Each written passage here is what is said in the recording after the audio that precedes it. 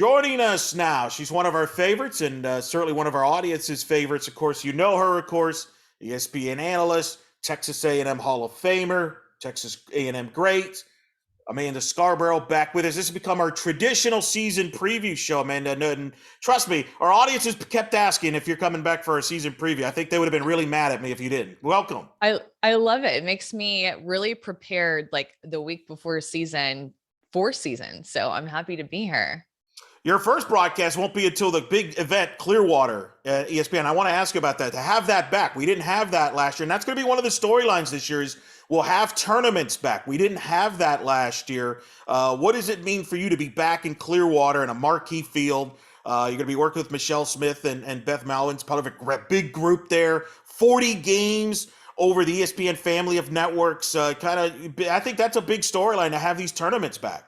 Yeah, I think so too, because think about how much momentum last season had, and we didn't really have these tournaments. We didn't have this Clearwater Invitational like the way that we're going to have it this season. So I feel like it's just a way to get people even more excited for the season in February. And we know that people who are going to be excited about the season are already going to be there at the beginning, but it's just a way to pull more people in because the amount of the teams that are going to be here, I'm looking at the list right now because I just don't want to forget anybody, but Clemson, Michigan, Northwestern, FSU, LSU, Notre Dame, Oklahoma State, Tennessee, Texas, and UCLA, Washington. Literally, you could list all 16 teams, and every game is going to have a postseason field to it. And it's just going to be the second or third week in February. So second week of season. So I can't wait for it. It's always so good.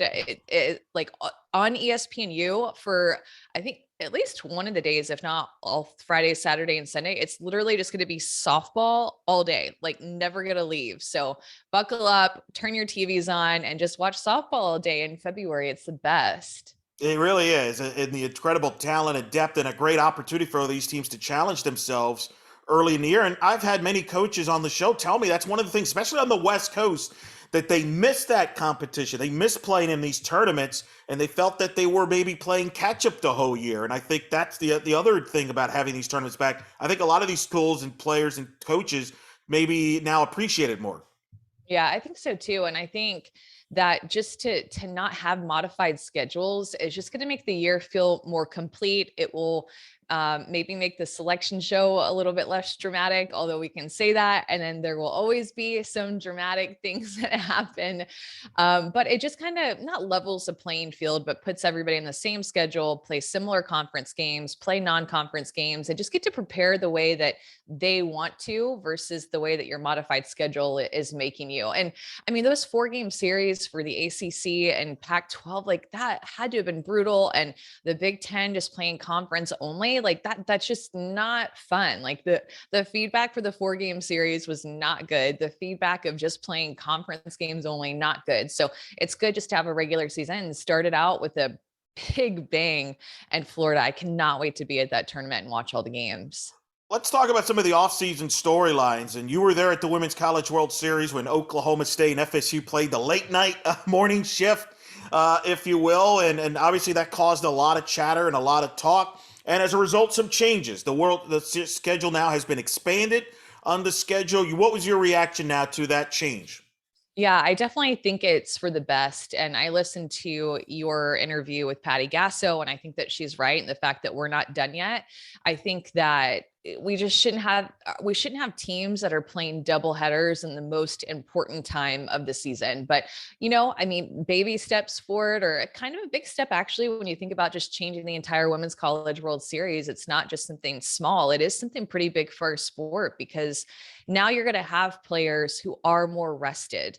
You are going to have coaches who are helping their teams get more prepared by being able to watch more video, by having more conversations, by having just a light practice on their off day, and just You don't ever relax at the Women's College World Series, but be able to take a breath, be able, I think rested is probably, again, the best word for both the coaches and the players and probably even the fans. You know what it's like to start the World Series. You literally like get in you start and then it's just like a sprint. Like you just go.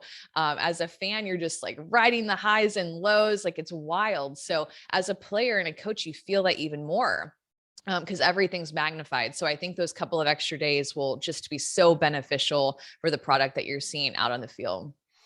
Instant replay is another thing that's kind of implemented right now. It's definitely going to be a part of the postseason. The SEC is going to use it for conference games in the tournament. The Big Ten is going to use it for the tournament.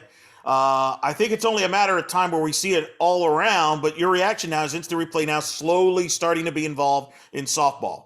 Yeah, it's been a lot for us to learn and going to have to keep up with as broadcasters too, along with so many different rule changes. We had a call earlier this week on the 1st or 2nd of February, and it was just a lot to take in because there are just so many again, I'll use the word modifications of rules and changes that we're going to have to keep up with, as well as instant replay. And every conference is handling it a little bit different. So kind of like when you're keeping up with transfers in the portal, where do they end up? Like, how old are they? Are they in their 5th year, COVID year? Like, it just is like, it mushes up your mind. So with all these rules changes and instant replay, like it's a lot for us to keep up with in the booth, quite honestly. But, they reminded us there's going to be some learning curves to it. It's not going to be perfect right away.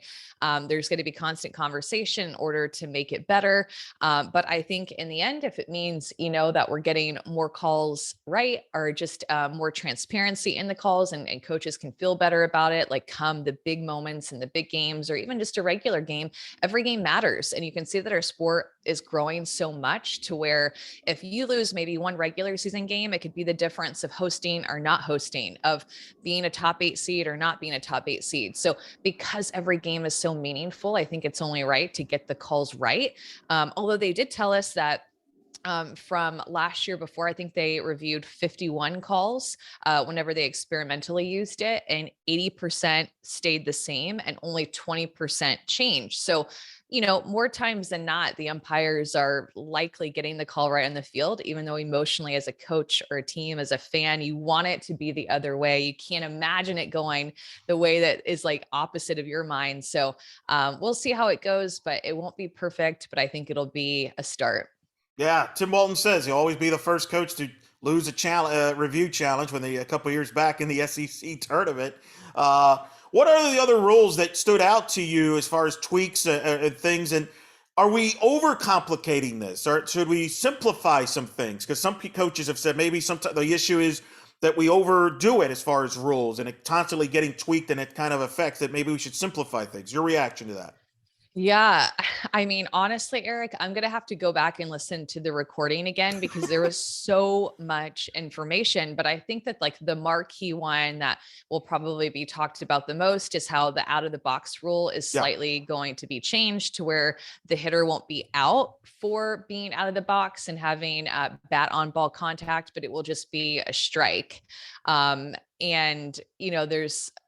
there's even going deeper into that rule, like if it's not a foul ball, if it's a ball that's put in play, then maybe the coach, the defensive coach, can take the out instead of just the strike. Like, but if if it was an infield single and she was out of the box, and the coach can say, oh, I want that to be a strike, I don't want that to be an infield single. So like there's going to be a lot more to it. But I just love the change of the fact that if you're out of the box, make contact, you're not 100% of the time going to be out like the way that it was before. Yeah, because that was kind of discouraging slapping almost. And at least this kind of, I think, keeps slapping in the game, which I think a lot of coaches want it to stay in the game. So I think that's a good tweak there to the rule. A lot for the broadcasters to remember, though. That's going to be, I mean, it'll be a lot of There's positive. so many, and conferences have changed where it's player to player conferences. Now those are going to be limited to try to help keep the game going. So players and coaches are just going to have to be really aware of that, because if you only have 7 player to player conferences, if you do that 8th one or that additional one, then the player who initiates the conference is ejected from the game. And it's the same way if it's a coach to player conference. If they go out there too many times and that coach initiates that meeting, then the coach is ejected from the game. So just something to be aware of, among other things. I feel like we could probably do an entire podcast just on some of these rules changes. But I need to go back and brush up on some, because there's so many technicalities that you'll see in the games coming up. Well, and send me that. Send me your cliff notes. I'm going to need that for my broadcast. I know, right? Now you got me nervous now. All of a sudden, like, whoa, okay. You mentioned the transfers. Obviously, that's become a part of college athletics in general, and then now NIL. What's been as somebody who played, what's been your reaction to the movement, and then now name, image, and likeness being a part of it? Yeah, God, it's just seriously like one thing after another right now in college athletics. But I just feel like specifically in our sport, with the growth and just the energy that it has in it right now. To me, when I think of NIL, I think that it's been really cool to watch Montana Fouts and what she's done with her platform. I feel like she has been the just perfect example of what you can do with building your brand, taking advantage of opportunities, just keeping up with and being like every single, like representing your brand correctly. Like who she says and how she acts on Instagram and social media is who she is in real life and as a teammate. And so to me, she's our next Jenny Finch. I mean, like she already is stepping into that role as the most popular player that is playing our sport. Just always takes time for people, always takes time for a teammate, signing autographs, like putting the best foot forward. And then seeing, some quote unquote deals come from it. Like I saw her in front of a truck or something. Like I haven't been able to keep up with all of it, but like she was at a car dealership or something in front of a truck with a picture. So like it is getting really big. And I think that Montana is a perfect example of what can happen with it. And, I'm interested to see, Eric, as time goes on, how are players going to be able to handle all of this? Because it hasn't even been a year yet, right? And it could be a distraction. It could hurt team chemistry because some players are getting more attention than other players. So as if like the transfer portal wasn't enough for coaches to deal with when it came with team chemistry and building team culture, now they have to deal with this whole other aspect of attention, social media, brand, the time it takes for a player to build their brand, conversations that they're having about any kind of deals. And I mean, there's a lot that goes into building a business. And when you have a brand that essentially is a business, nevertheless, just to handle your school business, handle, prepping for a game, watching film, like I am so happy that there was barely even Facebook when I played, because my mind and anxiety could not have handled all the things that our softball players are having to deal with. So some of it's good. Some of it I think will likely be bad. And we're just going to have to be able to figure out how to move forward with handling it all. Yeah, UCLA head coach Kelly Inouye Perez told me it was an opportunity. And the one positive she said is, look, these are female athletes in softball that are going to get a chance to get, taken care of, that worked, hard. And they're very good on social media as it is already. I spoke to a compliance person that works in compliance in a major conference. They told me the 3 most popular sports that got requests for name, image, and likeness was football, men's basketball, softball. So it tells you there's interest in softball, and softball has nearly been tremendous on social media. You've seen it. So in the positive is these ladies now get more exposure from the standpoint of, for the game and for themselves. And for a lot of them, this is the highest level of softball they're ever going to play. There is no NFL or NBA, at least on a consistent basis. So that I think that's the positive approach. But you're right. There's also, we're kind of all learning on the fly. But I would imagine, I mean, you say you're glad they weren't a part of it, but I feel like you and a Megan Gibson would have maybe gotten more, recognition, and as a result, more exposure. And maybe, you would have definitely been compensated well for all the years, because that was the highest level of softball for you. Yeah. And I think every player is just going to handle it differently. Like even just hearing you talk about it and imagine my softball season with that stuff, like I wouldn't have liked it. So, sometimes there's pros and cons to everything, and every skilled person is going to be different with how they handle it. But What's good for one person might not be great for another person, so we'll see. I hope that not every athlete just takes every deal that comes their way, if it's like some protein shake or I don't know, food source or snack or something. I just see, use Amanda 20 for 20% off of this protein. I just, all those little things, I want athletes to really take it in and think, I don't want it to just be a quick fix for them or a quick buck. Like, really take a step back, think about their long-term goals, their long-term, how they want to see themselves and have a presence on social media, make an impression in the softball world, and think if the deal that they're dealing with currently like fits good Right, or right. fits bad. And some of them have just said, basically have just done lessons from it. And now you can promote theirs before you can't, be in lessons. So I think everybody's kind of trying to figure that out. Now let's talk about the Big 12, because I think we're going to start there. That's where the national champions reign there in Oklahoma after an incredible year last year with arguably the greatest offense we've ever seen. And yet, you mentioned the Big 12 has so many storylines. You name it, they've got it. They've got marquee players from the transfer portal in the league. You've got potentially 3 teams a threat to get to Oklahoma City. And oh, by the way, Oklahoma and Texas are going to be leaving the Big 12 eventually down the road to join the SEC. Let me start with that. Dang. What was your reaction with that Oklahoma and Texas eventually down the road will be joining the SEC? That is going to be wild. I know. Like, how are they, like, it just is mind blowing, specifically for softball. Like, I honestly wasn't even thinking about the football aspect or baseball or any other sport. My mind just gets filtered to like all things softball. So I was thinking about, wow, Oklahoma playing Alabama almost every year, Oklahoma playing Florida, seeing Oklahoma, Tennessee again, and the history of those matchups. And then nevertheless seeing Texas play LSU, which they're doing this season anyway, and last season, but seeing that on a regular basis. Texas and A&M like having to play each other again, Texas and Arkansas, like all these old kind of like historical matchups will be back in play. And now it's so different because like the SEC is just so good and so deep. And you add these 2 teams and it's like, holy cow, like how it is going to be so hard to win an SEC championship whenever Oklahoma, I mean, it already is, but when those 2 teams are in the SEC, winning an SEC championship is going to feel like winning the World Series. I think like it's like going to be so hard to do. It'll just add more depth and better games for SEC Network and ESPN. No doubt. And in the meantime, though, in the short term, it's going to add a lot of intensity to these conference games. When Oklahoma and Oklahoma State play in Bedlam, for example, or Texas and Oklahoma State, there's going to be some extra juice. We've seen it in the other sports already, and I would imagine it's going to apply to softball. A lot of intensity here because, nobody knows when this could end.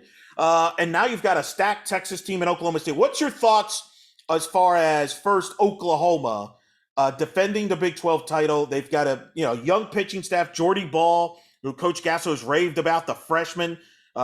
Young pitcher. They lose G. Juarez. They lose a lot of the Shannon Sale, but most of their offense returns except for Nicole Mendes. But the young pitching there, Coach Gasso has actually been confident about the young pitching staff this fall. I know. I heard her rave about them and how their young pitching staff was shutting down their awesome hitters. And last fall, it was actually the opposite. So we'll see. I'm very, very interested, not in Oklahoma's offense, not in their championship mindset that they always have, but in their pitching staff, because when you not only win a conference like the Big 12 or whatever, or the SEC, but when you win a Women's College World Series, there is a pitcher who steps up and completely takes over. And for Oklahoma, G. Juarez, she did that. She stepped up. She pitched the best in her entire career at the World Series, but she was older. She was a transfer, and now their pitching staff is going to be really young. So I'm interested to see who steps up the most. How do they utilize this pitching staff? Does Nicole May pick up from where she left off? She threw some really, really big innings for them. And how does Jordy Ball look against people that aren't her own teammates?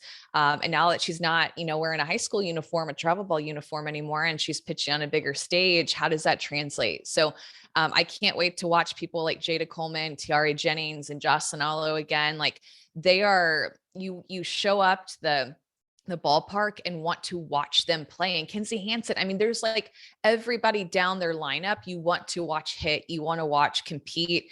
And I like, that's no surprise, but with Oklahoma, I'm very, very curious about their pitching. And I know that Jen Rocha will get them ready, but how will they develop and how will they all be used come postseason time is my question. Especially against going up against Texas, which brings back O'Leary. They add Haley Docini from Fresno State on the staff. They added Lou Gilbert from Baylor on the offensive end. They got Janae Jefferson and a lot of players back. And then Oklahoma State, they lose Eberle, but they bring back Maxwell.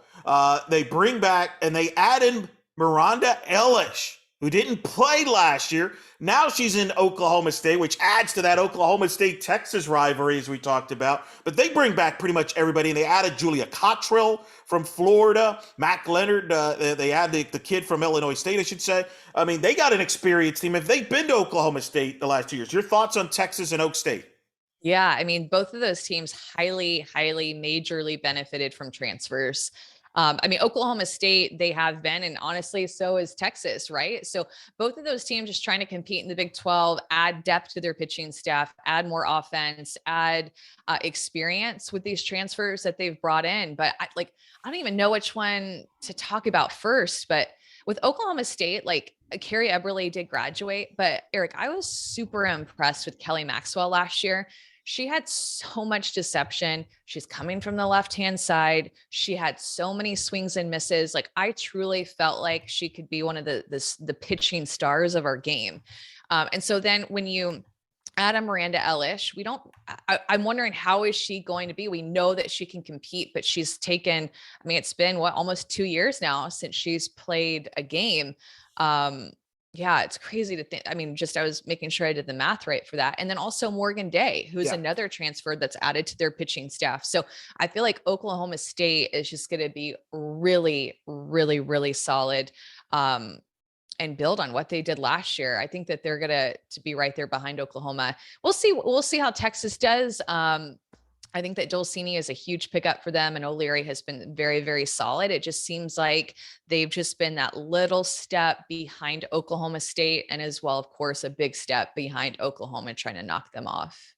I feel like the gap's a little narrow. Doesn't mean Oklahoma still isn't the favorite, but I do feel it's a little more open than before. I'm not conceding the conference just to Oklahoma like maybe we've done in the past, especially with Oklahoma State. They bring back just about everybody. You mentioned Morgan Day. She's the Illinois State transfer that came in. I think this is a little tighter. It would not shock me if Oklahoma loses a couple times in league play this year. Well, I mean, coming into this season and just looking at things, you'd have to give the slight pitching edge to Oklahoma State and the offensive edge to Oklahoma. So we'll see how that plays out. A player that I really love to watch play that I think is worth mentioning. She doesn't get enough attention is Kylie Naomi, the shortstop at Oklahoma State. I love watching her on defense. I love watching her run bases. Like she just is an awesome player. And I think kind of like Brie Perez for UCLA, those two shortstops just do not get enough attention and deserve a ton of recognition and awards and all the things because they're tremendous. Yeah, no doubt. And of course, Jocelyn Allo chasing the home run record there, passing Lauren Chamberlain at some point this year. I'm still, and I told Coach Gasso this. The thing that marvels me is what a great patient hitter she is. She doesn't swing at bad pitches. She's a power hitter, but yet she's a great hitter overall. Favorite to win back-to-back Players of the Year. What do you see as far as Player of the Year race this year? Because I think that's fascinating. Yeah, I do too. And I would say I was answering this for ESPN.com, actually, who I thought my projection to be Player of the Year. And it's cut so hard. I hate picking.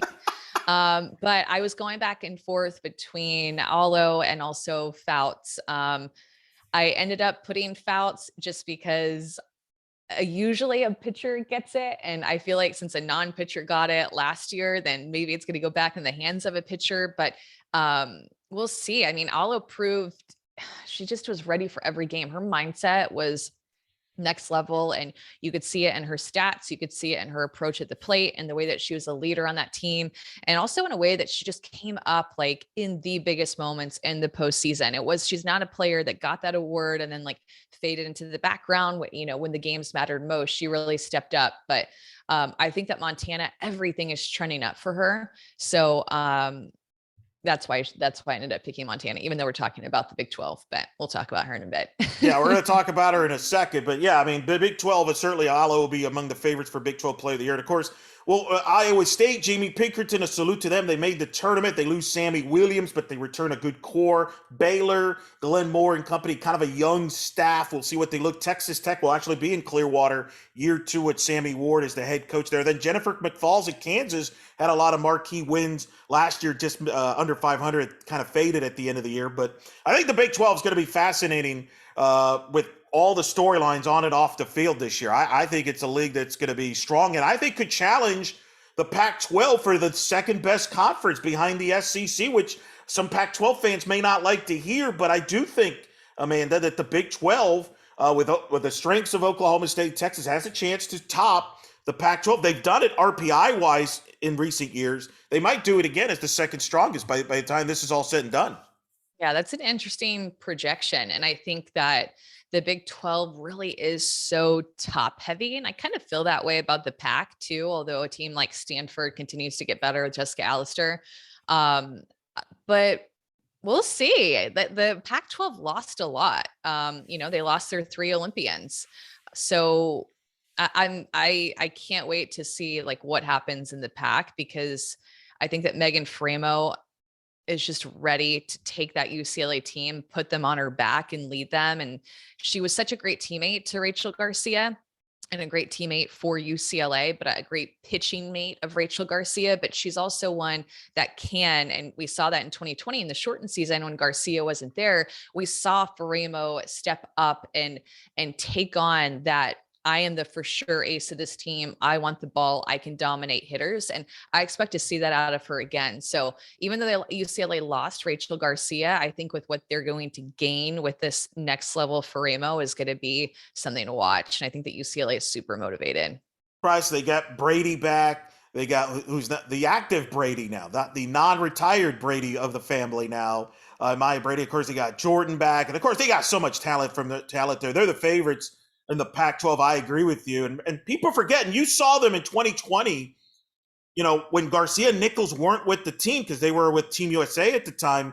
They were playing at a high level in that year in 2020, and I think Coach Perez told me that's going to benefit this team, that they've kind of been accustomed to playing without Garcia and Nichols. So it's not as big of an adjustment as maybe some people on the outside that don't follow them think. Yeah, they have a really good recruiting class, of course, like some young blood that will be very, very talented. And the culture that they've built there, they talk about it a lot, of course, but it just is so solid. It is so solid. The expectation to win is through the roof, and they don't use it as like what's so interesting, Eric, about UCLA is that expectation to win could overpower some teams and make them nervous, and then they lose some games. But UCLA always rises up to that level of expectation to win, and they're not scared of it. They know going in there that national championship or bust is a mentality, and those players, like, they're not only talented, they just know how to rise to the occasion when it really matters most. So very interested to see how UCLA plays down the stretch. And I think most importantly to keep an eye on UCLA is how much they use Faremo, who's going to be pitching behind her to take some innings to where she is pitching her best ball in May and June. Washington brings back Gabby Plain, but they lose assist Bates and a Morgan Flores, so they lose some production offensively. They're kind of young offensively. Heather Tarr has added an extra hat. She's the new U.S. national head coach. New staff as well. So I think there's some interesting questions there with Washington. And then Oregon, who you saw in the regionals last year in Austin, they bring back a lot of their players, Brooke Yanez, McGowan and company. They've added in the transfer portal. Coach, obviously, Lombardi has a new staff herself with the addition of Nikki Reagan and Sam Marder. What's your thoughts on Oregon and Washington? I know there's a lot. Oregon's kind of a trendy pick by some people as maybe a team that could crash the party and win the Pac-12 with the deeper staff that they have. Coach Lombardi felt this is one of the deepest staffs she's ever had. That's saying something. But your thoughts on Washington and Oregon? Yeah, I think that anytime you have a pitcher on your team too that has beaten UCLA, who's been the top dog, like, you're feeling like you have a good chance. And Brooke Yanez, I love watching her pitch. Pitches left-handed, ability to change speed. She's super competitive and has just really thrived in a Missy Lombardi bullpen sessions and developing her, it seems like. So I think that Oregon will be really, really competitive. And I'm interested to see with Washington, all their young faces are so young up the middle, with Sis Bates graduating and then back behind the plate. Like, how are they going to fill up the middle? That's what stands out to me. But when you have Gabby playing on your team, one of the best pitchers in the country, you give yourself a chance to win every game. And the way too that Bailey Klingler really broke out last season, and by some platforms like D1 softball projected to win player of the year in that conference. Like, she had such a good year. Heather Tarr calls her the Swiss Army knife. You could plug her in anywhere, but the offense that she brings just was so consistent all year. And so I don't know. I'm trying to think between Washington and Oregon. I think I would still lean toward Washington, but you're right about Oregon being the more trendy team, and definitely has something going. And love the way that Sam Marder coaches and everything she brings to their coaching staff. That was a really, really big pickup for Oregon. Yeah, I feel like Oregon and Stanford are two sleeper teams. Stanford is always the team that is under the radar. They kind of quiet, and next thing you know, they're winning games with Coach Allister, as you mentioned. To me, those are two sleepers there. I don't know if you call them sleepers, however you want to define it, but we're so accustomed to UCLA, Arizona, Washington dominating the Pac-12 in a year where there's so much talent lost with graduation. It's a younger league. Maybe this is a year where an Oregon or a Stanford could kind of upset. I don't know if upset the card. They may not like that term, but crash the party. Like, whoa, look who's on top of the Pac-12. Yeah, I'm so interested to see, because we're just used to seeing UCLA up there, and UCLA is used to being up there. So I still think that they're going to be at the top of the pack, but maybe a team like Oregon can make a little bit of noise in the postseason instead of losing to Texas at the Austin Regional. Maybe they can make it to Supers and get, even that much closer to making it back to the Women's College World Series. You're right about losing a lot of talent. I mean, a lot of these teams, like even Arizona, and just the amount of players that they lost, that's going to be hard shoes to fill. And you never try to fill the shoes, quote unquote, as like a coach talk might say, but it's going to be hard to replace them or try to get back up to that level of experienced, talented, all-American type players and Olympians like Arizona had after they graduate, trying to get back up to that level. Well, you mentioned loss, of course. No Mike Condre's retired. You called his last game, as it turns out, at the Women's College World Series. Caitlin Lowe takes over. Your thoughts on them from that move? Obviously, having been there at the World Series with Condrea calling his last game and Caitlin taking over. You mentioned a young roster. You still got talent with Mieno and obviously Charlize Palacios and company, but it is a young Arizona team. It's kind of hard to figure, but that's going to be weird not to see Coach Condrea in the dugout. Yeah. Was there a dry eye in the house whenever that was happening? We, ended up extending the game and our coverage a little bit longer because just he hadn't officially announced it, but there were rumblings that were, pretty, like, you just knew that was his last game. And so we ended up staying on air for a little bit longer and documenting him leaving the dugout, taking the scorecard down, leaving with Taryn Mowat and Caitlin Lowe. And just there, I mean, like, I had tears in my eyes just watching it. So just going back to that memory, it just, wow, it gives me goosebumps right now to think about. And Coach Candrea left so much on this sport and so much for Arizona of that deep rooted culture that Caitlin Lowe will take over and just, I think, not skip a beat, especially when it comes to that feeling of Arizona softball. She played there. Of course, Taryn played there, and now they add Lauren Lappin, who is an Olympian that played for Coach Candrea. So it's like that coaching staff, I don't think they're going to miss anything. And what a dynamic coaching staff, right, that Arizona has now. But we'll see how, no more Mariah Lopez, no more Alyssa Denham, no more Molly Pola, no more Palomino Cardoza or Harper. I mean, it's just wild to look at Arizona's roster and not see those names because they've been there forever. So we'll see how, Hannah Bowen busted out last season. Like, I love the way that she competed and pitched in the circle for them. How will Maddie Ellish pitch for them. Miranda Ellis, his sister, she'll be a freshman. Like, what kind of year will she have? And then, a player that they got as a transfer, Eric, is Blaze Barringer from Ole Miss. I love the way that Blaze Barringer played. I think she has a great name, by the way. But the way that Blaze Barringer played for Ole Miss, she always stood out to me. So she was electric. Loved to watch her play. That's a big pickup, I think, for Arizona, as well as a really good recruiting class that, we didn't get to see the class of 2020s compete all that much last year for them because of the really great fifth year seniors that they had. So I almost feel like they have two recruiting classes coming in, the class of 2020 and the class of 2021, because those older players graduated and we now get to see the class of 2020 really perform. I agree, and I think there's going to be a chip on their shoulder. And I've talked to a lot of Pac-12 coaches. We know they weren't happy with the way they were seeded in the tournament and all that stuff. We're not going to rehash that, but I found that I thought about that when they announced recently the Pac-12 is going to add a conference tournament starting in 2023, which I think is a great move for them. But I do feel like the Pac-12, Mike Condrea pushed that for a conference tournament to get more exposure.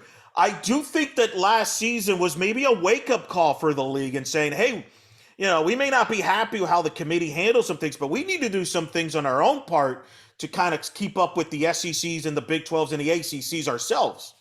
Yeah, because the conference tournaments have really been a lot of fun, especially because ESPN is now covering so many of them, at least the ACC, the SEC, and then I don't know, several others I just can't remember right now, but like they're so much fun to watch. But, last year with the Pac-12 having that fourth game in a series that quote unquote, like didn't mean anything, like that just, I think that hurt them because then there were some extra losses, there were extra games, they were just beating up on each other. Like the modified schedules were really what hurt the teams the most for the NCAA tournament. Agreed. And not having tournaments like the one at ESPN in Clearwater, like Mary Nutter, that they were hurt by that. Because let's be real, in the South, they have an advantage. You can drive and bus to get quality games, not so much on the West Coast. So I agree. I think the Pac-12 will certainly perform better maybe than some think on that standpoint. But of course, you mentioned, let's talk SEC. You mentioned Montana, Fouts, and Alabama. A lot of people feel maybe if you don't pick Oklahoma, that a lot of the trendy pick is Alabama for the national title. Do you agree with that? And if you don't pick Oklahoma, maybe they're the biggest threat to Oklahoma for the national title, at least the popular pick. Yeah, I think so. For a lot of different reasons. I love their offense.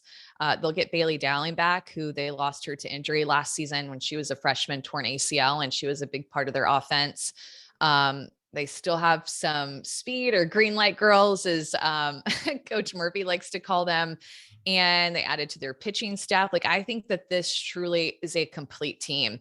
And I think that they really added to their completeness by getting Allie Shipman.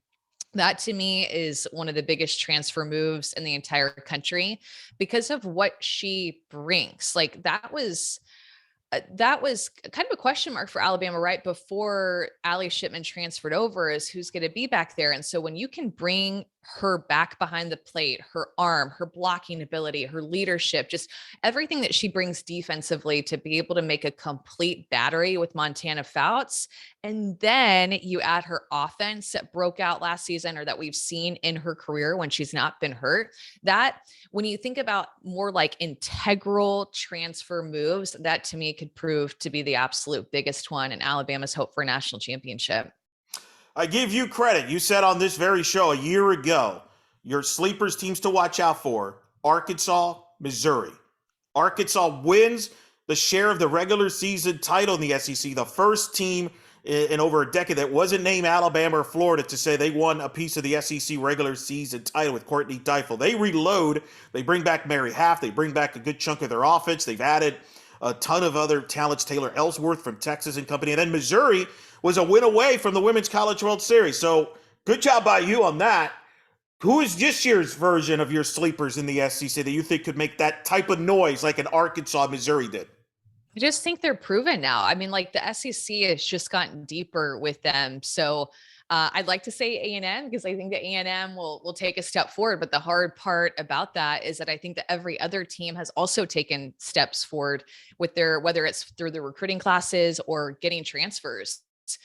So I don't know. I think that the SEC is going to be even more competitive than last year. And I think that Arkansas, wow, the amount of transfers that they added and depth to their pitching staff to replace somebody like Autumn Storms, as well as, like you mentioned, Taylor Ellsworth, like they're going to be really, really, really good. So I'm looking forward to seeing how they go into this season after winning the SEC championship, and then you have a target on your back. How do they react to that? How does Mary Half react to being an All-American pitcher now, and everybody knows her best stuff, and she's just grown every single year. So Courtney Deifel is awesome. That staff is so good. I'm sure that they'll have them prepared. And I feel the same way about Missouri. So interested to see how they bounce back. They return, I think, almost every starter. Yeah, except for Kessinger, who I guess, thought she was going to come back, but just decided not to. So I loved watching her play too. I'm bummed that she won't be with that team, but that's a team that can swing the bat. They are well coached. And at the end of the year, Eric, it was their pitching staff that I think that really started to turn a corner at the SEC tournament. Even just before that, they were not known for their pitching. Obviously, Missouri was a team more known for their defense, more known for their offense, but their pitching staff really started to click at the end of the season. And so they'll have that year of experience, another year working with Larissa. And I think that Missouri is going to be, they wanted to be at the World Series last year. JMU upset them. So that extra motivation with those fifth year seniors and just experience on that team now, I think is going to be a motivating factor for them to try to make it to Oklahoma City this year. No question. Tennessee intrigues me. Yeah. Ashley Rogers is back. I mean, this is the depth of pitching in the SEC is really good. We haven't even talked about Auburn with their young staff of Shelby Lowe and Maggie, Penda there, but Tennessee and LSU. LSU too. We'll get to LSU in a moment, but you're right. I mean, Tennessee brings back Ashley Rogers. They add Aaron Edmondson, who helped Texas Tech get to a regional final in Baton Rouge a couple years ago. They add Riley White from Texas. They add, Chris Malvo to the staff to run the offense, obviously after Ralph retiring. According to Karen, it sounds like Ralph might do some get into a little broadcast radio over there for them on Tennessee. But you mentioned, what's your thoughts on the Vols there? I mean, they kind of are a team that's made some moves here and looks pretty deep there as well. Yeah. And thinking about sleepers, I don't know if Tennessee is a sleepers, but a sleeper, but I think that they would be my pick. I am really high on Tennessee. Actually, I think with the additions that they added to their pitching staff, so that Ashley Rogers doesn't have to pitch so much. She's one of the best pitchers in the country, undoubtedly, but she also is willing to pitch every game and she just can't, she wants to, she could, like, technically, but she can't pitch every game and be her best whenever it's going to matter most. So the additions, the changes that Tennessee made, I feel like they are a completely new team. Chris Malvo is awesome. They are why Missouri was so great offensively, or he's such a great hitting coach that he will bring that now to Tennessee, who had a really good offensive year last year, just by itself without him, by the way.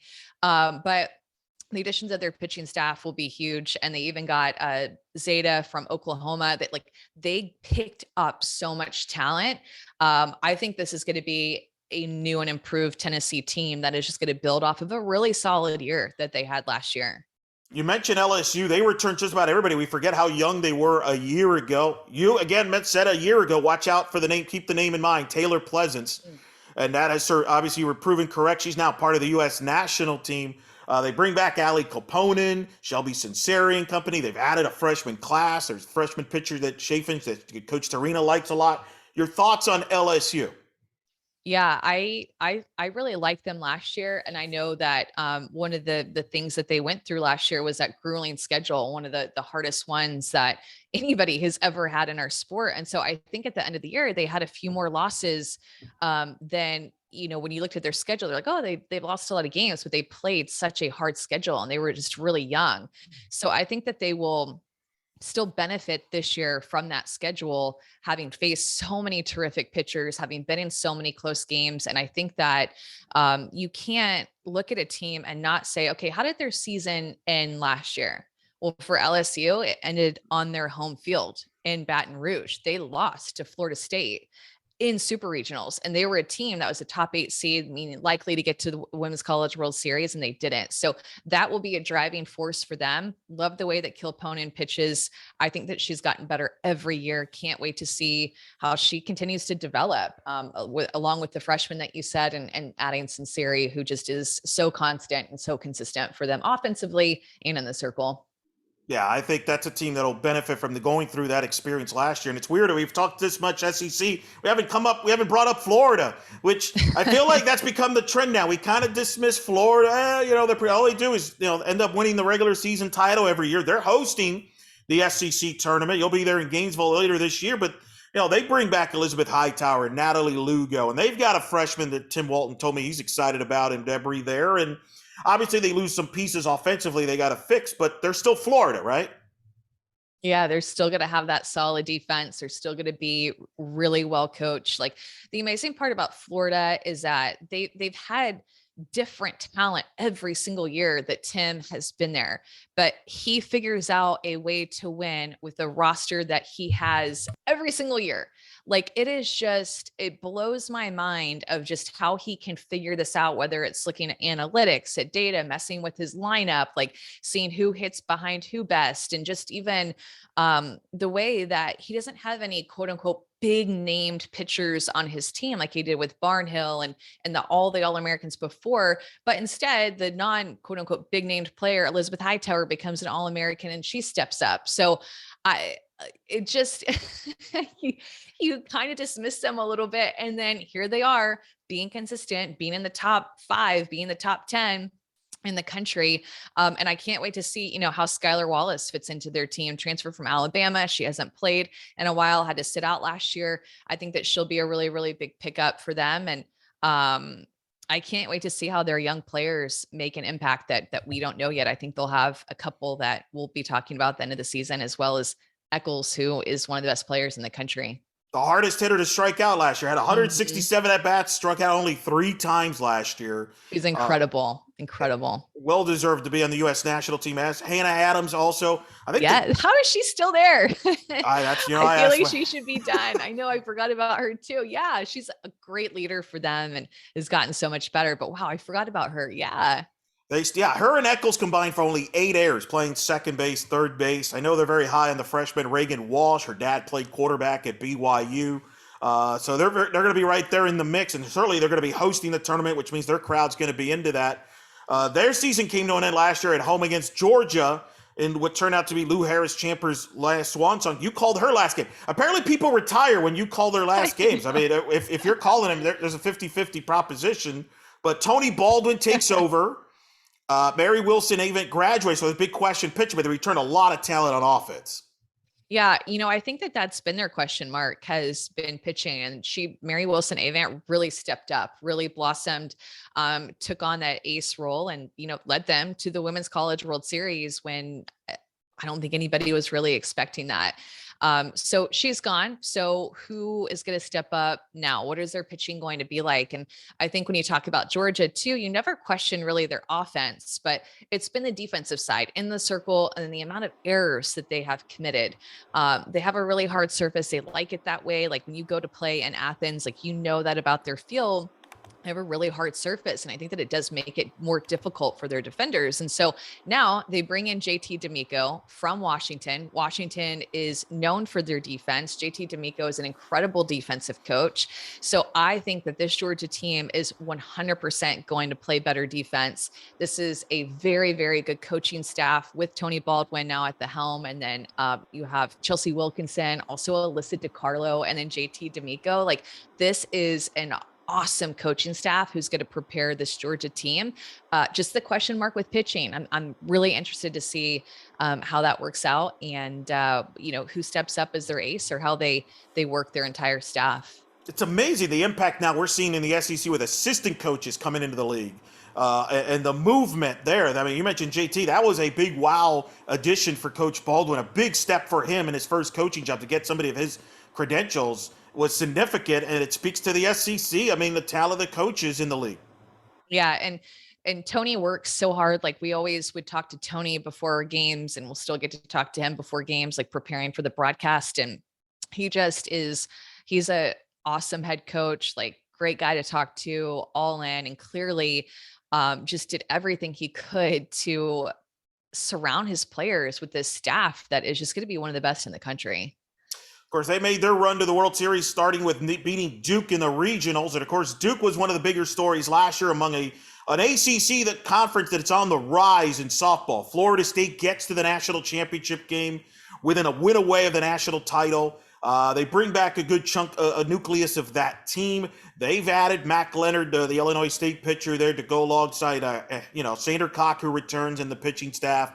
You've got Clemson and the job John Rittman's done in building that program with Valerie Cagle, Duke, with their 1-2 punch in the circle and the good offense that they have over there. This ACC, and then Virginia Tech with Keely Richard, who you mentioned last year. Watch out for that day. Well, she got them to the super regional, pushed UCLA to the brink, and Notre Dame has got a good 1-2 punch. Your thoughts? The ACC, to me here, they're on the rise here, and they're getting close to that SEC type level with facilities and talent.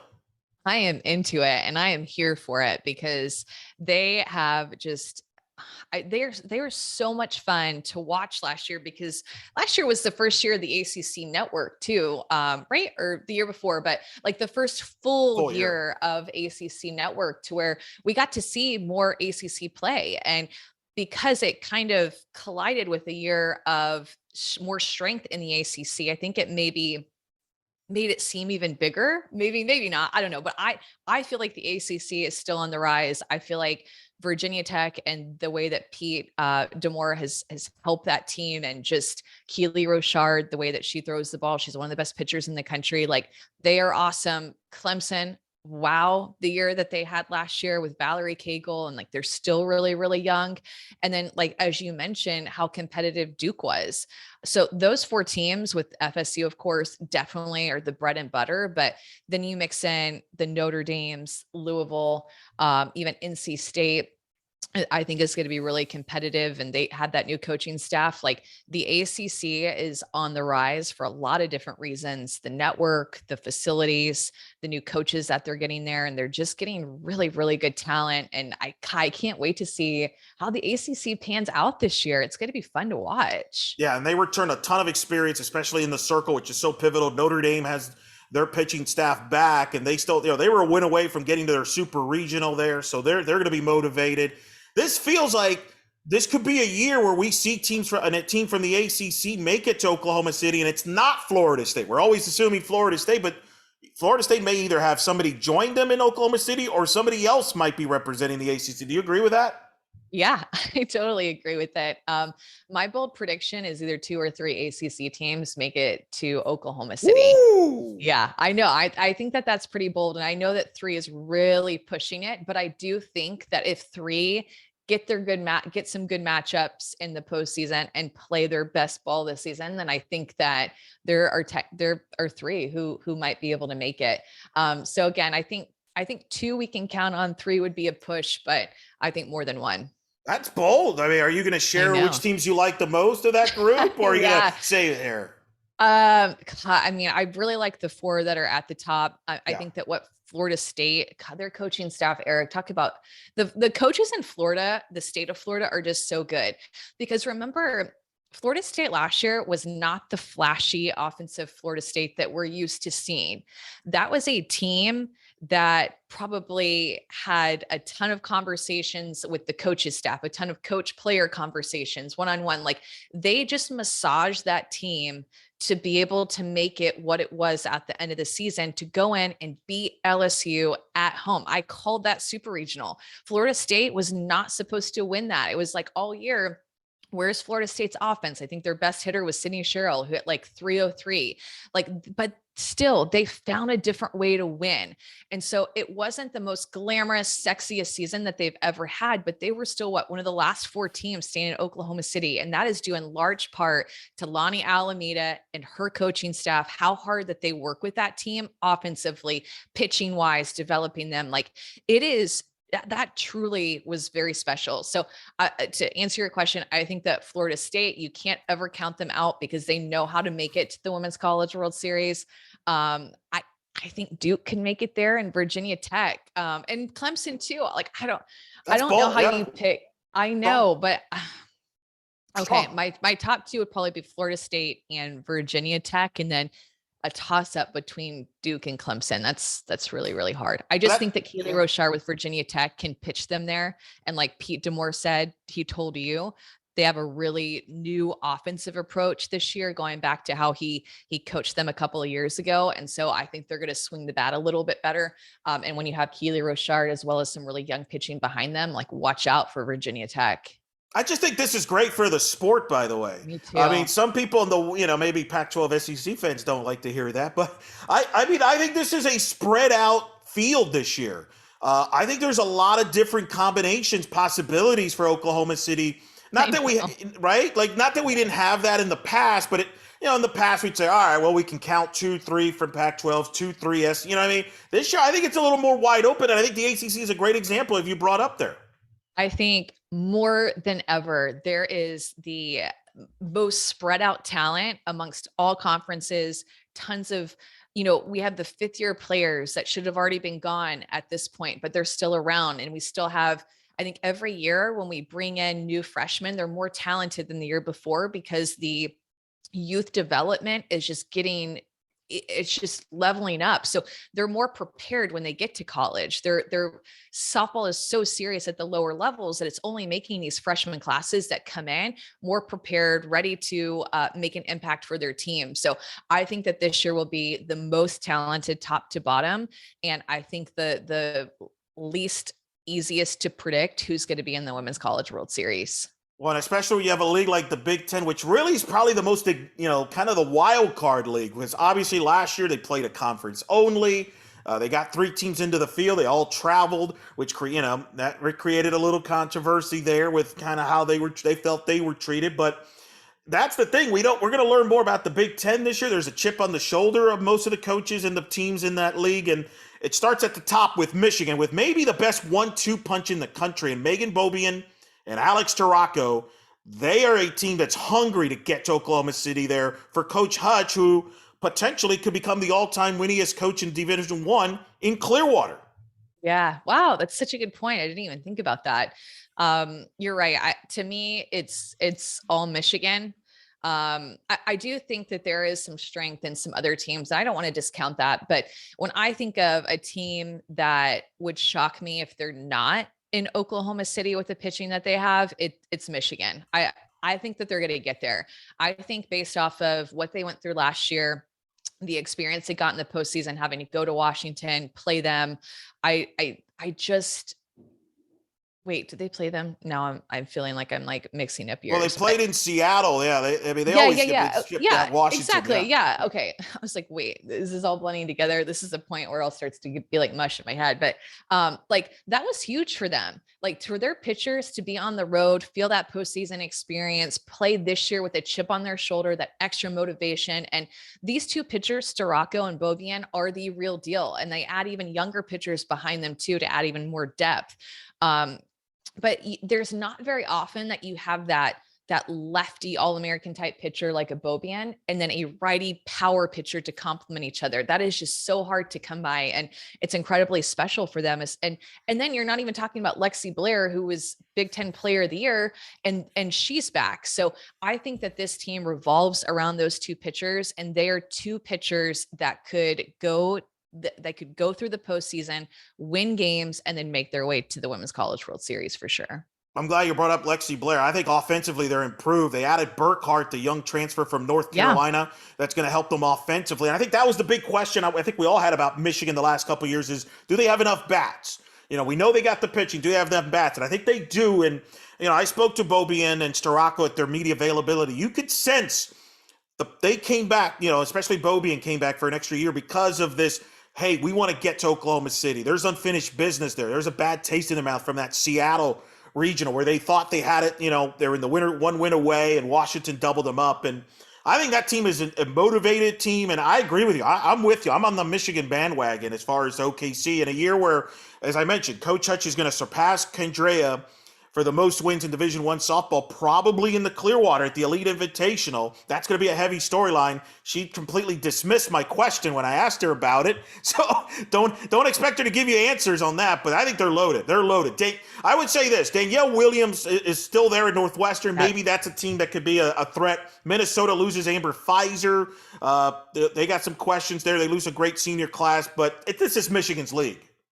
Yeah, I think so too. And yeah, you want to give, a player like Danielle Williams, who had a tremendous freshman season and a ton of potential there because she can pitch and hit. You want to give her credit, and Northwestern is going to be a strong team. But when I look to the Big Ten, I think of Michigan. And then also, just quick storyline there of Kayla Conwent coming back for Wisconsin.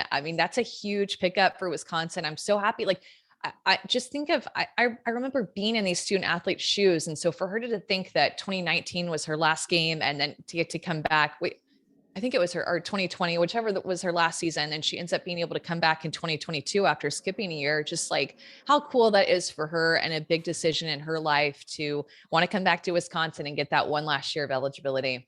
It's been amazing to see how many players back after a year at LS, at Colin. These are impact players.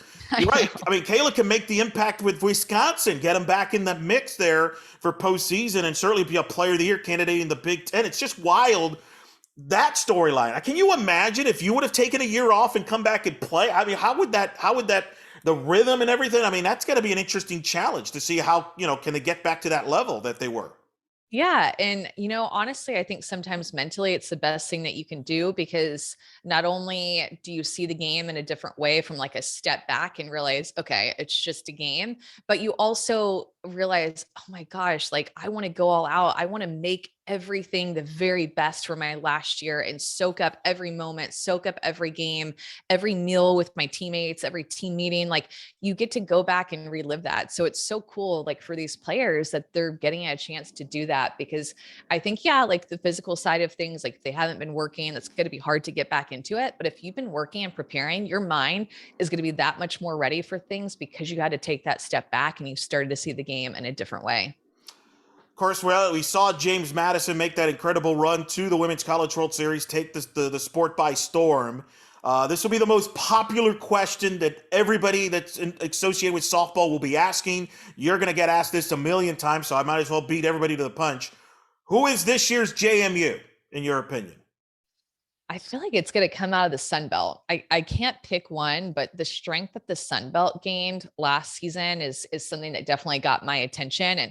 And usually, we're just talking about Louisiana, and really that wasn't even why we were talking about the Sun Belt. We were talking about the Sun Belt because of Troy, because of Texas State, because of Olivia Lackey of South Alabama beating Alabama last year in Tuscaloosa. So I think the Sun Belt is very, very intriguing.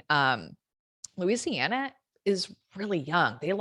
Remember, they had all those fifth-year transfers and had really, really big hopes, but they had a couple of injuries last year that just really, I think, affected their team. So interested to see with Jerry Glasgow and rallying the troops. They'll have a younger team, but Kendra Lamb will be back for them. And she looked really strong at times last year, like really, really, really good in the circle for them.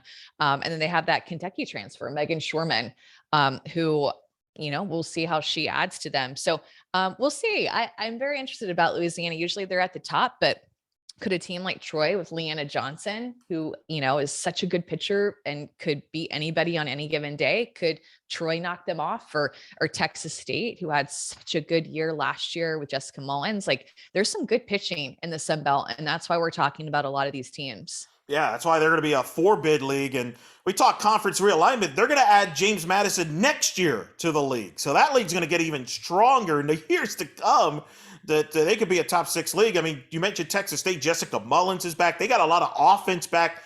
You're right. The Sun Belt might be the most wide open this year. And I like your pick there of one of those teams could be a team that makes some noise and make a deep run in the postseason like JMU did. I think a couple other teams, the American, Wichita State, they bring back some good firepower offensively there with Coach Brett Benner and company. I think a lot of people felt if they weren't placed in Norman, they might have won a regional. That's how good they were last year. UCF have made some noise. They lost to Florida State. Coach Paul Malone reminded me, UCF and Wichita State both ended up losing to the eventual national championship series teams like Oklahoma and Florida State.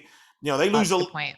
they lose Aaliyah White, but they bring back Gianna Mancha to lead that staff. They bring back Jada Cody, who's on the U.S. invite list there for the U.S. national team, plays third, and catcher Shannon Doherty. And then South Florida, you have to mention, because Georgina Korick, arguably maybe the best pitcher in the country that's not in a quote unquote Power Five league, if you will. She might, with her credentials.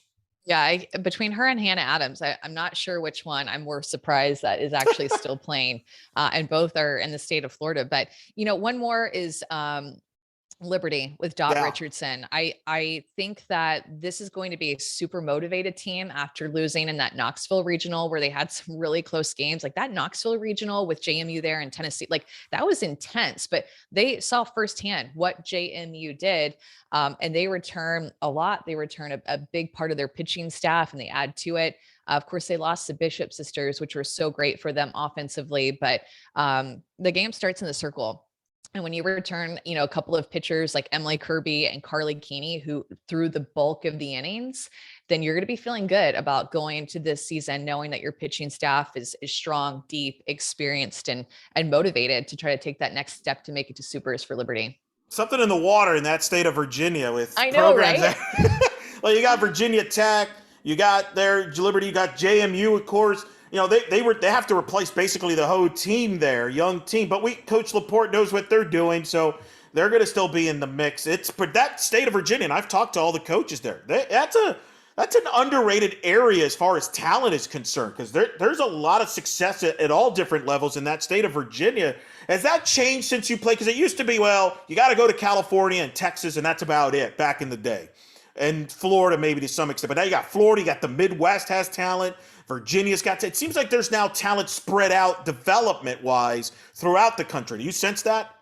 Yeah, I think our sport's just developing and not just the main, 3 or 4 big states like you mentioned, but being able to have coaches that know what they're doing to develop the players in these other areas who are willing to learn, willing to be coached, willing to watch games and figure out, okay, what are these teams doing that I can replicate with my own players and my own teams that are, in 12U, 14U, 16U. You hit the nail on the head though with Virginia, because they have so many good pitchers out of that state too. So not only do they have teams like, I can't remember who it was when I was researching, but there's another Virginia pitcher on a different team. I'll think of it at some point, but so many good pitchers come out of the state of Virginia. They really do. Sneaky good.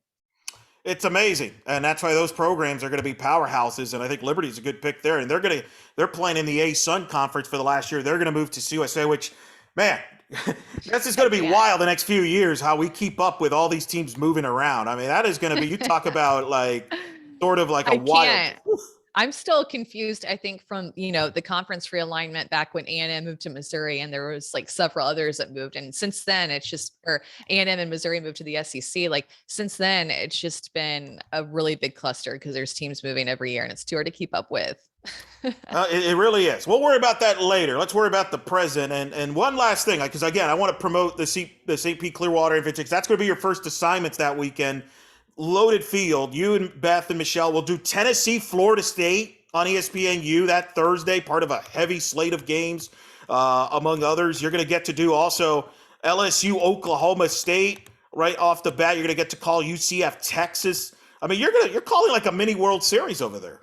I think every game feels that way, though. It's not just like the night games on field 8 or whatever my field is in Clearwater. Like, I think that you could list out every single matchup and it feels that way. So I can't wait for it. I love playing under the lights. I love calling games underneath the lights and just with these type of matchups. And then, that Sunday night game will be on ESPN2. So that's a huge opportunity for our sport to have a game on ESPN2 in the month of February.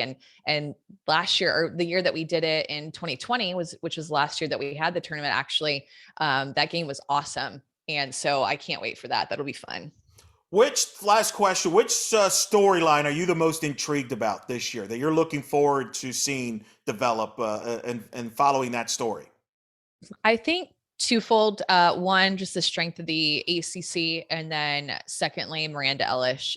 That's so intriguing to me because when she left in 2020 and that year, or when she had that half year with Texas, she was National Player of the Year for that shortened season. She left on a really big high. And so she has so much potential. She's that competitor, fiery pitcher, hitter. Like she has the potential to be truly a National Player of the Year type add to Oklahoma State. So I'm very interested to see how she fits into that program, how she fits into that pitching staff, and just the type of year that she has after taking a couple of years off. I'm very, very interested in it. It all gets going soon, and it's always great to hear your voice because that means softball season is here. We got to come up with a name every time when you come on for these specials. It's like Amanda Unplugged or something. Like we just let you go. We just let you go for an hour and speak your mind and get fired up. And I think our audience appreciates you for doing that. And we look forward to hearing you calling all season long, all the games this year. Amanda, always love talking to you. And talking softball, and we'll see you during the season and try to get you on maybe during the year. But in the meantime, enjoy. This will be another great year. I think you mentioned on the Twitter, right? 40th anniversary of the Women's College World Series this year. 40th anniversary of the Women's College World Series. So that's a big moment. And I mean, thanks to all your fans and support for our entire sport. Like, let's make this an even better year than last year because it was huge. We ended on such a high. So let's pick up from where we left off and pick up the ratings and show them why we love softball. Yeah, and it start with the Clearwater tournament among all the games. A lot of games on ESPN Plus from opening day on. It's going to be awesome, Amanda. I know we're both fired up for it. So yeah, we'll talk soon, my friend. Thank you again. Okay, thanks, Eric.